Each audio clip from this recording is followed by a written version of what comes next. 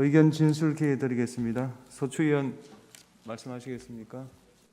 대한민국 헌법에서 규정하고 있는 계엄의 조건은 헌법 제77조 1항 전시사변 이에 준하는 국가 비상사태에 있어서 병력으로서 군사상의 필요에 응하거나 공공의 안정질서를 유지할 필요가 있을 때만 법률이 정한 바에 의하여 계엄을 선포할 수 있게 되어 있습니다.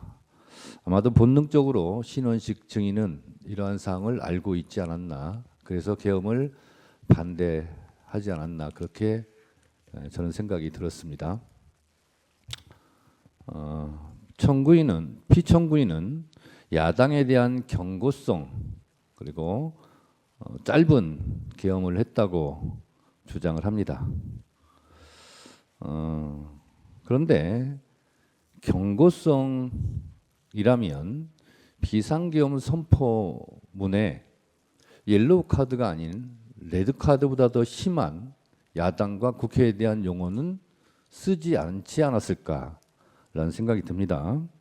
국회를 범죄자 집단의 소굴이라고 표현했고, 또 이게 야당을 지칭한 거라면 더 문제가 있을 텐데 국회 야당을 지칭한 걸로 보이는데요. 국민의 자유와 행복을 약탈하고 있는 폐악질을 일삼는 파렴치한 종북 반국가 세력을 일거에 척결하고자 계엄을 선포한다고 했습니다.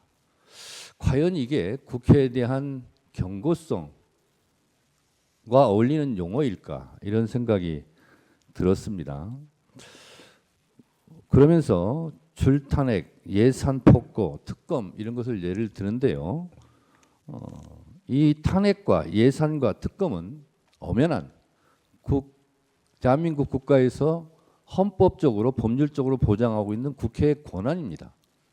그 권한 행사가 마음에 들지 않는다 하여 국회를 척결의 대상, 반국가 집단, 범죄자 집단의 소굴로 국회를 인식했다면 이것이 과연 경고성이었을까라는 의구심은 저는 가지고 있습니다.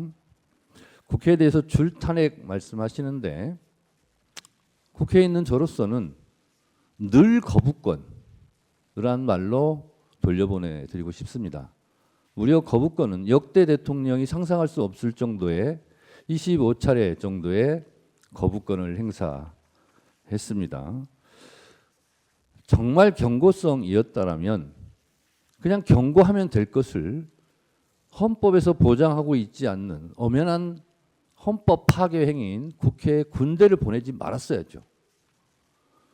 청구인은 아무 일도 일어나지 않았다라는 식으로 태연하게 말씀하시는데 지금 신원식 안보실장 등 많은 국무위원들이 이곳 헌법재판소와 국회 증인으로 지금 소환되고 있고 수사기관의 수사를 받고 있고 내란죄로 중형을 받을 처지에 있을 뿐만 아니라, 그리고 하늘의 별이라는 군 장성들이 수십 명이 지금 수사받고 내란죄로 중형을 받을 처지에 있습니다. 이것을 대통령 단 한 사람의 지시, 명령에 의해서 수행한 사람들이, 이렇게 수많은 사람들이 고통을 받고 있는데 이런 상황에서도 아무 일도 일어나지 않았다라고 말하는 인식에 저는 동의할 수 없고, 아무 일도 일어나지 않았다라고 말하기에 앞서 아무 일도 하지 말았어야죠. 그렇다면 이런 일이 없었겠죠. 그래서 오늘 또다시 두 가지만 말씀드리자면, 제가 국회 소추위원으로 법사위원장으로 간첩죄에 대해서 거대 야당이 막았다고 그러는데 저희는 막은 적이 없습니다. 법안 소위나 그리고 법사위 전체회의에서 여러 가지 조정할 필요가 있고 좀 심사숙고할 필요가 있기 때문에 공청회 등 그런 수기 과정을 거치자라고 해서 지금 보류되어 있는 상태지 야당이 결코 막았거나 이것이 간첩죄가 무산됐다거나 한 일이 없습니다. 그리고 아까 증언 과정에서 나왔다시피 초급 간부에 대한 국방 예산은 정부의 편성권을 갖고 있는 편성을 자체를 하지 않은 걸 가지고 야당의 책임을 떠넘기는 것은 참으로 비겁한 일이다, 이렇게 생각이 들어서 하나하나 팩트 체크도 진실이 드러나고 있는 만큼 또 야당에 대한 경고성 계엄은 결코 아니었다라는 생각이 저는 듭니다. 이상입니다.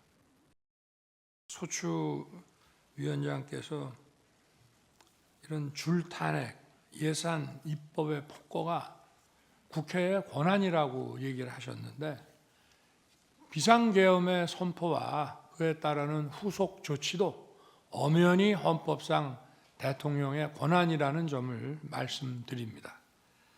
그리고 아무 일도 일어나지 않았다는 것은 바로 이 소추위원단과 민주당에서 만들어낸 내란 프레임으로 만들어낸 체포, 누구를 끌어내는 일, 그런 일이 전혀 일어나지 않았고 국민들에게 어떤 군인들이 어떤 억압이나 공격을 가한 사실이 전혀 없고 오히려 계엄 상황에서 경비와 질서 유지를 하러 간 군인들이 오히려 시민들한테 폭행을 당하는 그런 상황이었다는 그런 말씀을 드리고 정말 아무 일도 없게 되어야 한다고 생각합니다.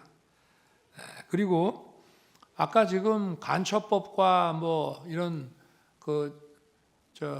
그게 뭐 심사숙고하는 중이라고 하는데 이런 위헌적인 법들, 국익의 핵심 국익을 침해하는 법들을 아주 일방적으로 신속하게 국회에서 그렇게 많이 통과시켜 놓고 왜 이 간첩법은 문제가 많다는 얘기가 나온 지가 오래됐는데 아직도 계속 심사숙고하고 있는지 묻고 싶습니다. 그리고 법률안 거부권은 루즈벨트 대통령이나 레이건 대통령도 이미 개혁을 하는 과정에서 수백 건씩 한 바가 있습니다. 그리고 아까 국방부 지휘통제실의 결심지원실에 제가 좀 시간 다른 사람들 보기에 조금 있었다고 하는 것은 제가 거기서 보려고 했던 것은 국회법이었고요. 근데 국방부에 국회법이 없는지 자꾸 뭘 법령집을 가지고 오는데 국회법이 없더라고요. 저는 사무실에서 나올 때는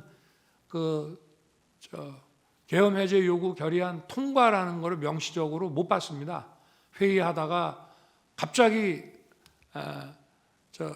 바로 옆 건물에 지통실이 있다는 생각을 하고 거기 한번 가봐야 되겠다고 해서 거기 딱 들어가니까 통과 이게 쫙 이렇게 나오더라고요. 그래서 제가 우원식 의장과 의원들끼리 그 약간의 논란이 있었던 것이 생각이 나서 이거를 계엄 해제는 해야 되는데 문안을 어떻게 만들어야 되나 싶어서 국회법을 가져오라고 그랬더니 이게 제대로 못 갖고 와서 국회법을 가지고 오는데도 시간이 많이 걸렸습니다. 그래서 거기에 집중해서 읽고 있다가 이제 그 두 분이 오셔가지고 바로 제 방에 갔고 민정수석에게 이 문안 때문에 그러니까 빨리 좀 검토를 해봐라 해서 그냥 그대로 수용해서 하는 거로 저걸 했고요. 그러고 나서 국방장관과 계엄사령관 박한수 총장을 불러서 군 철수시키라고 이제 지시를 했고, 그러고 이제 이미 국회 국무위원들은 비서실장이 다 불러놨기 때문에 기다리고 있는데 제가 시간이 좀 걸린다고 그래서 국무위원들 오는데 계엄 해제시까지 그냥 기다릴 게 아니라 먼저 언론 브리핑을 국민들한테 해야 되겠다 싶어가지고 간단한 그 담화문을 작성하도록 하고 그게 다 됐다고 그래서 내려가서 이제 준비시켰다가 발표를 하고 나니까 이제 정족수가 다 차서 곧 국무회의 해제 국무회의를 한다고 했습니다. 아까 비상계엄 선포 전 국무회의가 그 전부터 계속됐지만 정족수가 채워져 가지고 5분밖에 안 한 국무회의라고 했는데 해제 국무회의는 1분밖에 안 했습니다.